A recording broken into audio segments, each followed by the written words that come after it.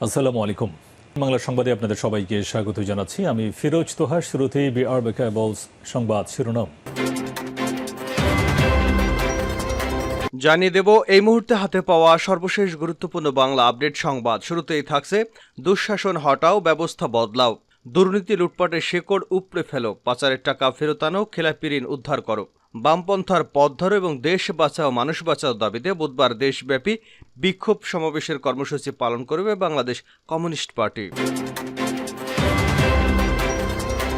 এবারে জানাবো দুদকের মুখোমুখি হচ্ছে না বেনজির। দুর্নীতি দমন কমিশনের জিজ্ঞাসাবাদে মুখোমুখি হচ্ছে না পুলিশের সাবেক মহাপরিদর্শক বেনজির আহমেদ। তাকে জিজ্ঞাসাবাদের জন্য আজ রবিবার দিন ধার্য রয়েছে। তবে দ্বিতীয় দফায় তিনি দুদকের তলবে হাজির হচ্ছে না। প্রথম দফায় সময়ের আবেদন করলেও দ্বিতীয় দফায় এখনও তিনি সময়ের আবেদন করেননি। জানাবো বিএনপির মহাসচিব মির্জা ফখরুল ইসলাম আলমগীর থাকছেন বিএনপির মহাসচিব। দল পুনর্গঠনের এই পদে শিগগিরই পরিবর্তন আসছে। মির্জা ফখরুলকে আরও সময় নিয়ে মহাসচিবের দায়িত্ব পালনের অনুরোধ করা হয়েছে বিএনপির শীর্ষ পর্যায় থেকে।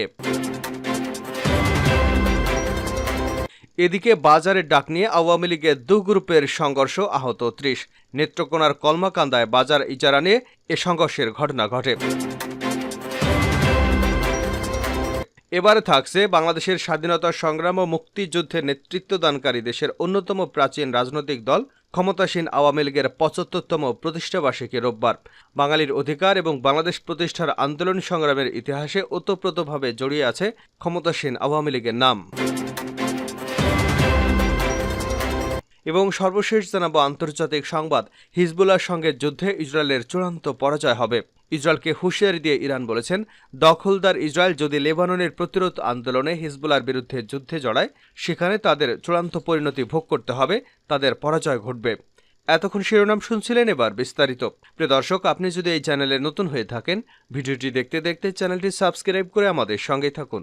আর এই ভিডিও সম্পর্কে আপনি আপনার মূল্যবান মতামতটি কমেন্ট বক্সে জানিয়ে দিন। আর হ্যাঁ প্রিয় দর্শক, জানিয়ে দিন ভিডিওটি কোথা থেকে দেখছেন।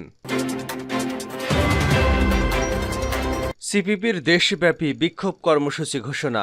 দুঃশাসন হটাও, ব্যবস্থা বদলাও, দুর্নীতি লুটপাটের শেকড় উপড়ে ফেলো, পাচারের টাকা ফেরত আনা, খেলাপি ঋণ উদ্ধার করা, বামপন্থার পথ ধরো এবং দেশ বাঁচাও মানুষ বাঁচাও দাবিতে বুধবার দেশব্যাপী বিক্ষোভ সমাবেশ কর্মসূচি পালন করবে বাংলাদেশ কমিউনিস্ট পার্টি।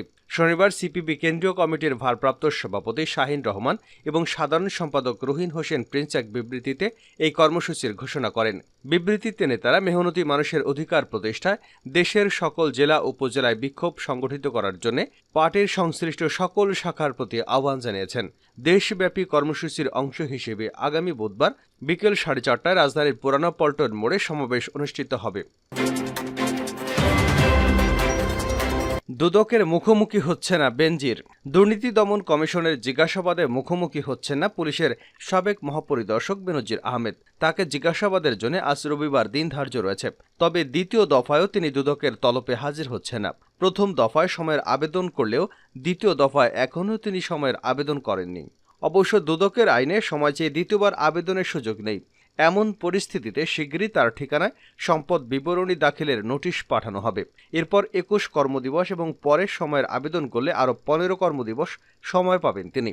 তবে বিদেশে অবস্থান করা বেনজির আহমেদ যেমন দুদকের নোটিশ গ্রহণ করতে পারবেন না, তেমনি দুদকের সম্পদ বিবরণী দাখিল করতেও ব্যর্থ হবেন। বিষয়গুলো বিবেচনায় রেখে কমিশনের তদন্তকারী দল তার বিরুদ্ধে একাধিক মামলার প্রস্তুতি নিচ্ছে।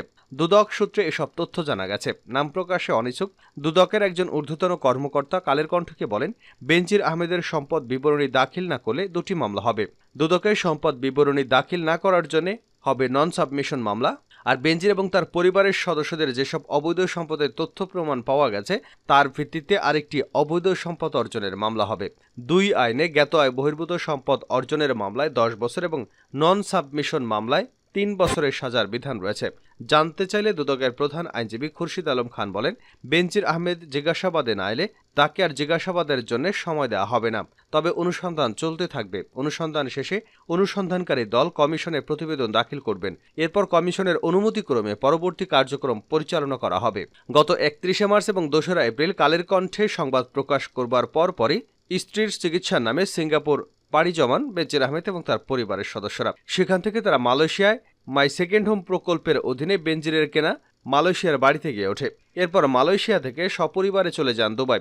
সেখানে পরিবারের সদস্যদের রেখে তিনি পর্তুগালে পাড়ি জমান বলে জানা গেছে।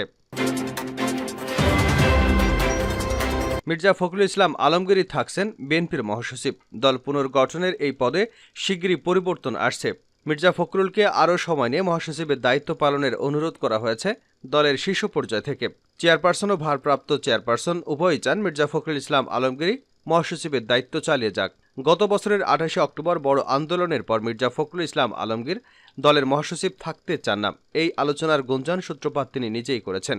নয়াপল্টনের সংঘর্ষের ঘটনায় দীর্ঘদিন কারাভোগের পর অনেকটা নিভৃতে চলে যান মির্জা ফখরুল। গণমাধ্যমকেও পুরোপুরি এড়িয়ে চলেন তিনি। তার অবর্তমানে কাউকে ভারপ্রাপ্ত মহাসচিবের দায়িত্ব দেওয়া না হলেও দলের স্থায়ী কমিটি সদস্য ডক্টর খন্দকার আব্দুল মঈন খানকে বাড়তি দায়িত্ব দেওয়া হয়। তিনি দলের কূটনীতি এবং সাংগঠনিক কর্মকাণ্ড বেশ সক্রিয়ভাবে পালন করেন। তখনই গুঞ্জন ছড়িয়ে পড়ে মির্জা ফখরুল মহাসচিব পদে আর থাকতে চান না। এমন গুঞ্জন মাঠ পর্যায়ে নেতাকর্মীদের মধ্যেও ছড়িয়ে পড়ে, যদিও এ নিয়েও কোথাও কোনো কথা বলেননি বিএনপির দায়িত্বশীল নেতারা।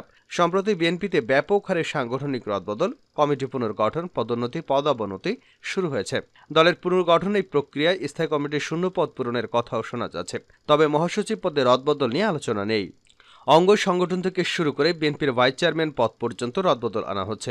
বিষয়গুলোকে ধারাবাহিক সাংগঠনিক প্রক্রিয়ার অংশ বলেছেন দায়িত্বশীল নেতারা। যদিও বিশ্লেষণ করে দেখা গেছে বিগত আন্দোলনে যারা সক্রিয় ছিলেন তাদেরকে বাদ দিয়ে কমিটি করা হচ্ছে, সক্রিয়দের পদোন্নতি দেওয়া হচ্ছে। স্থায়ী কমিটির সদস্য আমির খসরু মোহাম্মদ চৌধুরী বলেন, নীতি নির্ধারণী বৈঠকে মহাসচিব পদের রদবদল নিয়ে কোনো আলোচনা হয়নি। তবে বিভিন্ন স্তরে শূন্য পদ পূরণের সিদ্ধান্ত হয়েছে। নতুনদের দায়িত্ব দেওয়ার বিষয়ে সবাই একমত হয়েছেন। সূত্রে জানা গেছে বিএনপির মহাসচিব শারীরিক অবস্থা এবং বয়সের কথা তুলে মহাসচিবের দায়িত্ব থেকে সরে যেতে চেয়েছিলেন। বিষয়টি তিনি চেয়ারপারসনকে অবহিত করেছিলেন। বড় আন্দোলনের পর তিনি ফের এই দায়িত্বে থাকতে চাননি। তবে চেয়ারপারসন তাকে দায়িত্ব পালনে অনুরোধ করেন। এ বিষয়ে জানতে চাইলে বিএনপির চেয়ারপারসনের উপদেষ্টা জয়নুল আবেদিন ফারুক বলেন, গুঞ্জনই হয়েছে। সাধারণত গুঞ্জন কখনো সত্য হয় না। দলের দুঃসময় বিএনপির মহাসচিব মির্জা ফখরুল ইসলাম আলমগীর বিচক্ষণতার সঙ্গে দল পরিচালনা করেছেন। তিনি এ পদেই আছেন। বাজারে ডাক নিয়ে আওয়ামী লীগের দুপক্ষের সংঘর্ষ, আহত ৩০। নেত্রকোনার কলমাকান্দায় বাজার ইজারা দেওয়াকে কেন্দ্র করে আওয়ামী লীগের দু গ্রুপের মধ্যে ধাওয়া পাল্টা ধাওয়া এবং সংঘর্ষের ঘটনা ঘটেছে। এ সময় উভয় পক্ষের অন্তত ৩০ জন আহত হয়েছেন। শনিবার দুপুরে উপজেলার পূর্ব বাজার কলেজ মোড় বাজারের ডাক নিয়ে এই সংঘর্ষের ঘটনা ঘটে। কলমাকান্দা থানার ওসি লুৎফুল হক কালবেলাকে বিষয়টি নিশ্চিত করেছেন। স্থানীয়রা জানান, দুপুরে পূর্ব বাজার কলেজ মোড়ে বাজার ডাক নিয়ে আওয়ামী লীগের দুপক্ষ চয়ন গ্রুপ এবং উপজেলা পরিষদ চেয়ারম্যান আব্দুল কুদ্দুস বাবুলের ছোট ভাই আব্দুল ওয়াদুদ রতন গ্রুপের মধ্যে ধাওয়া পাল্টা ধাওয়ার ঘটনা ঘটে। পরে উভয় পক্ষের লোকজন সংঘর্ষে জড়িয়ে পড়লে উভয় পক্ষের প্রায় ৩০ জন আহত হন। সংঘর্ষে আহত স্থানীয় আওয়ামী লীগ নেতা মুস্তাফিজুর রহমান চয়ন বলেন, আজকের সকালে উন্মুক্ত ডাক দেওয়ার কথা ছিল। আমরা ডাকে অংশ নিতে গেলে উপজেলা চেয়ারম্যান আব্দুল কুদ্দুস বাবুলের ভাই আব্দুল ওয়াদুদ রতন গ্রুপ আমি সহ স্থানীয় লোকজনের উপর হামলা চালায়। এ সময় অন্তত ৩০ জন আহত হন। ওসি লুৎফুল হক কালবেলাকে বিষয়টি নিশ্চিত করেন। কলমাকান্দা উপজেলা পরিষদের বর্তমান চেয়ারম্যান আব্দুল কুদ্দুস বাবুলের ভাই আব্দুল ওয়াদুদ রতন গ্রুপ পরাজিত চেয়ারম্যানকে মুস্তাফিজুর রহমান চয়ন গ্রুপের লোকজনের মধ্যে বাজার ডাক নিয়ে প্রথমে কথা কাটাকাটি হয়। পরে দুপক্ষের মধ্যে সংঘর্ষ শুরু হয়। এ সময় বেশ কয়েকজন আহত হয়েছেন। তিনি বলেন, এখন পর্যন্ত পরিস্থিতি স্বাভাবিক রয়েছে। ফের সংঘর্ষের আশঙ্কায় উপজেলায় অতিরিক্ত পুলিশ মোতায়েন রয়েছে। তবে এ বিষয়ে এখনো কোনো মামলা হয়নি।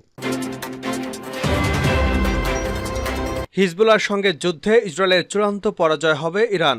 ইসরায়েলকে হুঁশিয়ারি দিয়ে ইরান বলেছে, দখলদার ইসরায়েল যদি লেবাননের প্রতিরোধ আন্দোলন হিজবুল্লাহর বিরুদ্ধে যুদ্ধ শুরু করে তাহলে সেখানে তারা চূড়ান্ত পরিণতি ভোগ করবে, তাদের পরাজয় ঘটবে। শুক্রবার জাতিসংঘে ইরানের স্থায়ী মিশন এক বিবৃতিতে এই হুঁশিয়ারি দিয়েছে। বিবৃতিতে বলা হয়েছে, সম্ভাব্য এই যুদ্ধে নিঃসন্দেহে একটি পরাজিত পক্ষ থাকবে এবং সেটি হবে ইসরায়েল। হিজবুল্লাহ নিজেকে এবং লেবাননকে রক্ষা করতে সক্ষম। সম্ভবত দখলদার সরকারের পতনের সময় এসে গেছে। এ সময় নিজেদেরকে রক্ষা করতে গিয়ে ইসরায়েলের যে কোনো অবিবেচক সিদ্ধান্ত পুরো অঞ্চলকে সংঘাতের মধ্যে ঠেলে দেবে বলেও হুঁশিয়ারি উচ্চারণ করেছেন জাতিসংঘে ইরানের স্থায়ী মিশন। এর আগে গত মঙ্গলবার ইসরায়েলের সামরিক বাহিনী জানায়, লেবাননের বিরুদ্ধে হামলা চালানোর জন্য তারা চূড়ান্ত পরিকল্পনার অনুমোদন করেছে। তাদের এই ঘোষণার বিরুদ্ধে হুঁশিয়ারি উচ্চারণ করে হিজবুল্লাহর মহাসচিব সাইদ হাসান নাসরুল্লাহ বলেন, সর্বাত্মক যুদ্ধ শুরু করলে ইসরায়েলের কোনো স্থান নিরাপদ থাকবে না। এদিকে লেবাননে ইসরায়েল আগ্রাসন চালালে তা পুরো মধ্যপ্রাচ্যে ছড়িয়ে পড়বে বলে হুঁশিয়ারি করে দিয়েছে জাতিসংঘ মহাসচিব অ্যান্তোনিও গুতেরেস। নিউ ইয়র্কের সাংবাদিকদের সঙ্গে আলাপকালে তিনি বলেন, ইসরায়েলের আগ্রাসনের কারণে পুরো মধ্যপ্রাচ্যে যুদ্ধ ছড়িয়ে পড়ার আশঙ্কা সেটি বাস্তব। এ সময় তিনি ইসরায়েল এবং লেবাননের হিজবুল্লাহ যোদ্ধাদের মধ্যে নিয়মিত সংঘর্ষ এবং বাকযুদ্ধ বেড়ে যাওয়ার ঘটনার উল্লেখ করেন।